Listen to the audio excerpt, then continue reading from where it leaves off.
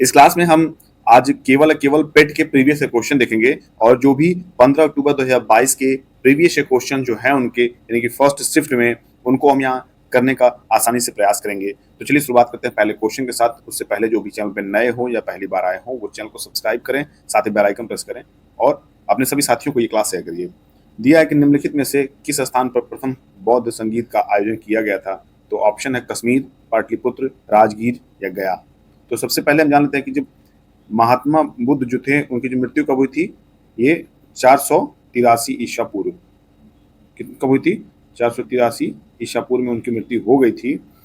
में इसी में प्रथम बौद्ध संगीति का आयोजन कहाँ हुआ था, राजगीर में हुआ था। कहाँ हुआ था, राजगीर में हुआ था। कब हुआ था, 483 ईसा पूर्व। ये आप लोग बिल्कुल ध्यान दीजिएगा, 483 ईसा पूर्व में राजगीर में हुआ था। कहाँ हुआ था, राजगीर में हुआ था। आपसे ये प्रश्न अगर पूछे जाएं तो इसको आप जरूर करके आए, इसमें कोई लेकिन ना लगाएं आप। दूसरा प्रश्न है कि निम्नलिखित में से कौन वह व्यक्ति है जिनका नाम देवा नाम प्रियदर्शी भी था।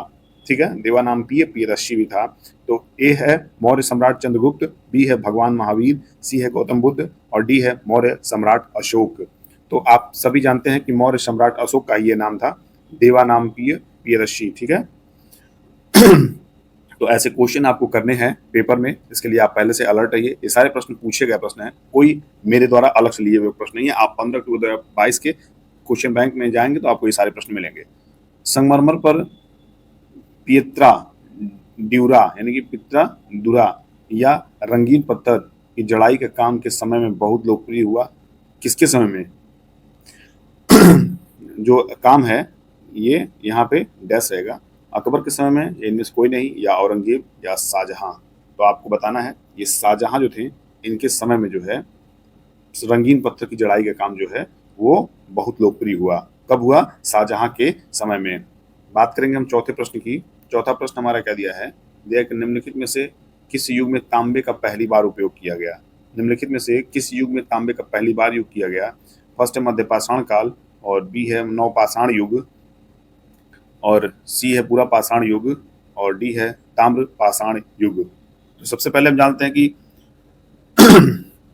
ये आप देखिए कि तांबे का जो पहली बार उपयोग हुआ था वो ताम्र पाषाण काल युग में हुआ था। कब हुआ था, इसीलिए उसका नाम ताम्र पाषाण युग भी रखा गया था। किस रखा गया था, इसी की वजह से ताम्र पाषाण युग। और देखिए यहाँ पे मैच भी कर रहा है, इसको डीएल ऑप्शन क्लिक कर सकते हैं।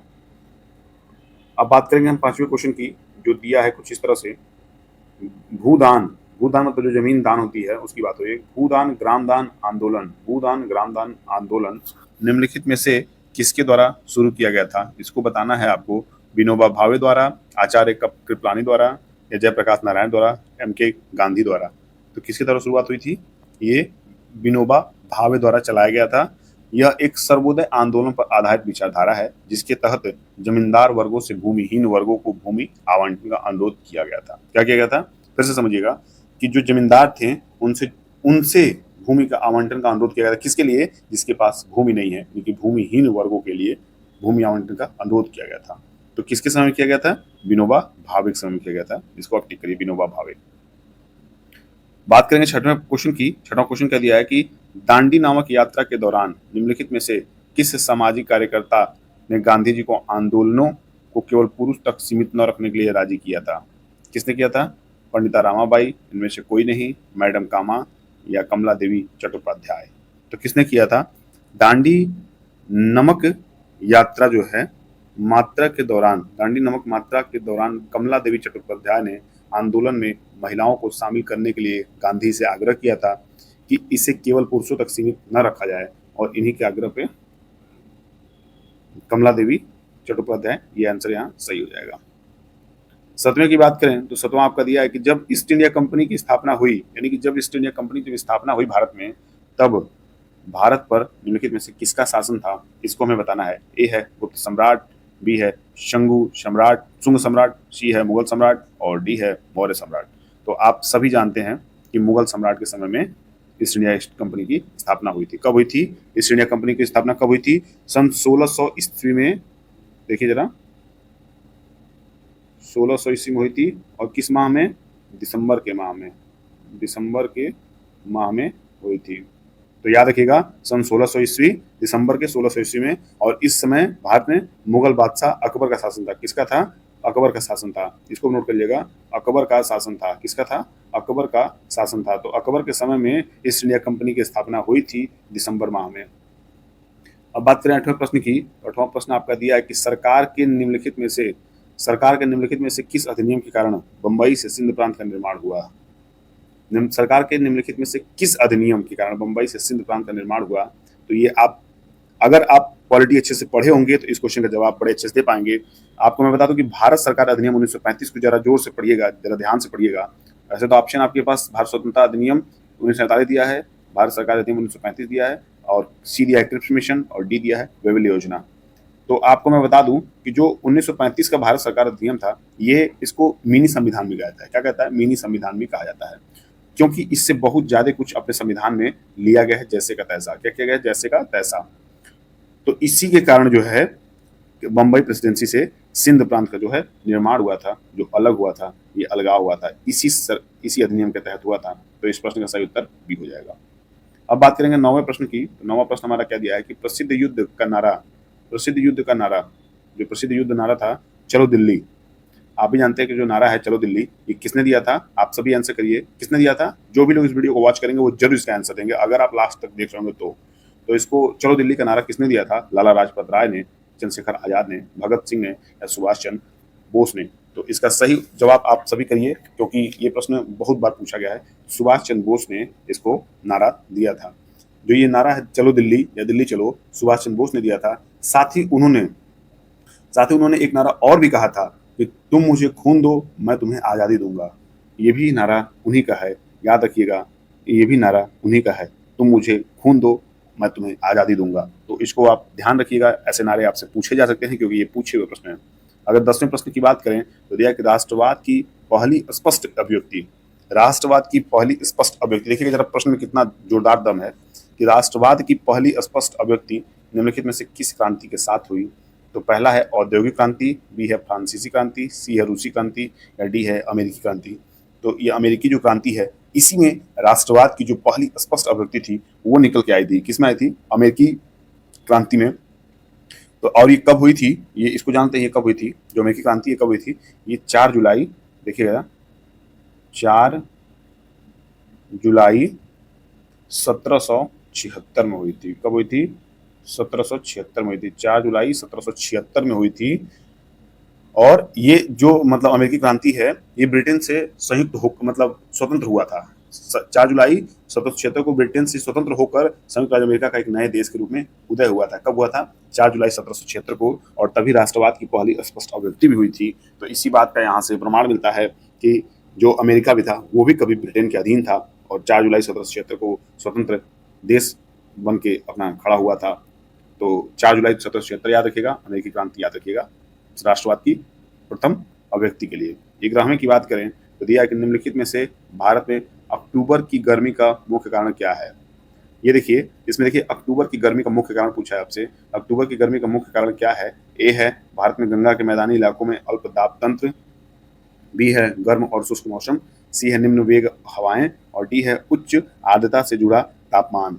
तो इसको आपको सही आंसर करना है। और देखिए जरा, जब भारत में अक्टूबर गर्मी का मुख्य जो कारण है वो उच्च आर्द्रता से जुड़ा उच्च तापमान ही है। क्या है? उच्च आर्द्रता से जुड़ा उच्च तापमान है। और मानसून की वापसी के दौरान का संक्रमण, मौसम के दिन का तापमान अधिक एवं रातें तुलनात्मक रूप से ठंड होती हैं, परंतु भूमि में अभी भी आर्द्रता होती है। उच्च तापमान एवं आर्द्रता के कारण दिन के समय मौसम असह्य हो जाता है। इसे ही अक्टूबर की गर्मी कहा जाता है। तो इसको आप नोट कर लीजिएगा, डी वाला ऑप्शन। बात करेंगे 12वें क्वेश्चन की। ये भी देखिए प्रश्न थोड़ा इंपॉर्टेंट है और ये बहुत बार आया हुआ है, बहुत जगह आया हुआ है। भारतीय मानक समय ग्रीनविच माध्य समय यानी कि GMT, ग्रीनविच मीन टाइम, से आगे है। कितना आगे है? 4.5 घंटा, 3.5 घंटा, 5.5 घंटा, या 7.5 घंटा? तो मुझे उम्मीद है कि हर एक बच्चा इसको बता ले जाएगा, क्योंकि ये बहुत ही आसान सा प्रश्न है। 5.5 घंटा। जब वजह जैसे यहाँ आपकी ग्रीनविच मीन टाइम है, यहाँ मान लीजिए अगर यहाँ पे ब्रिटेन है तो भारत यहाँ कहीं है। कहाँ है? यहाँ है। तो इससे ये हमेशा पहले रहेगा। क्या रहेगा? हमेशा ये पहले रहेगा। तो यहाँ पे क्या है कि 5.5 घंटा आगे है। कितना है? 5.5 घंटा आगे है। तो यही इस प्रश्न में पूछा गया था।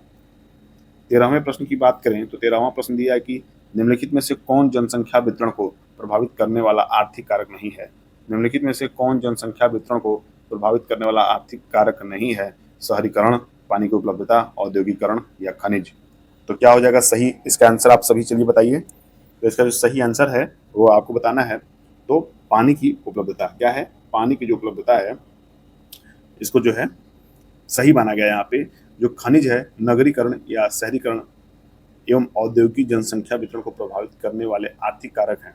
क्या है, आर्थिक कारक हैं। जबकि पानी की उपलब्धता जनसंख्या वितरण को प्रभावित करने वाले भौगोलिक कारक हैं। क्या है, जो पानी की उपलब्धता है वो जनसंख्या वितरण को प्रभावित करने वाला भौगोलिक कारक है। क्या है, भौगोलिक कारक।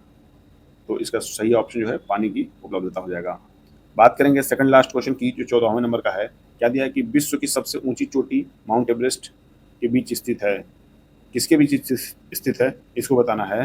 भारत और नेपाल, इनमें से कोई नहीं। नेपाल और तिब्बत, भारत और भूटान।